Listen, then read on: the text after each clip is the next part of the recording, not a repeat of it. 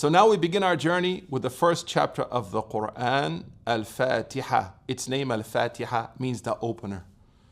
But there is a really beautiful principle here that I want you to think about now, especially if you're on this journey with me. And that is that often in Arabic, that form of a noun, which implies the active participle, actually means the object. So it's not the opener, it's the opening, or it's what has been opened.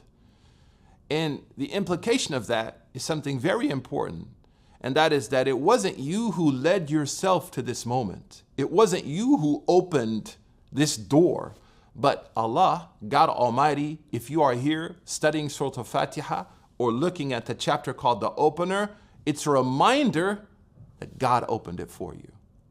That you yourself may have packed your bags and set in your mind this journey, but it would not have happened unless God Almighty facilitated it for you. So the actual meaning is what's been opened for you. You may ask, then why does it have that form, Fatiha, not maftuha? Why is it the form, the opener, and not the opened? Because there is a very important principle that we learn from this chapter of the Qur'an. That is one of the foundations of Islam, and that is even though God controls all things, and even though God guides whoever He wants, you and I have to make effort. And this is something that sometimes religion, especially within the lens of modernity, is criticized for. Like religion undermines people's agency and utility. Well, the name of the chapter is this reminder that yes, God has opened it for you, but you have to be an opener too. So there is the duality. There is the belief in God's power, transcendent power, His ability to guide who He wants. But at the same time, you and I have to get busy. You and I have to make effort. So this is one of the beautiful lessons we learn from Al-Fatiha. That is a foundation of the Qur'an and a foundation of Islam. That God is transcendent. He controls all things. He's opening everything for us. But you and I still have to walk in.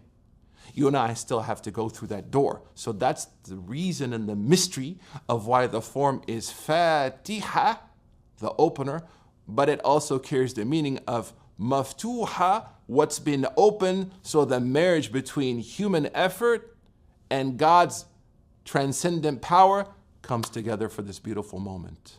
And this is something that you need to keep here because it's going to present itself over and over and over in the Qur'an.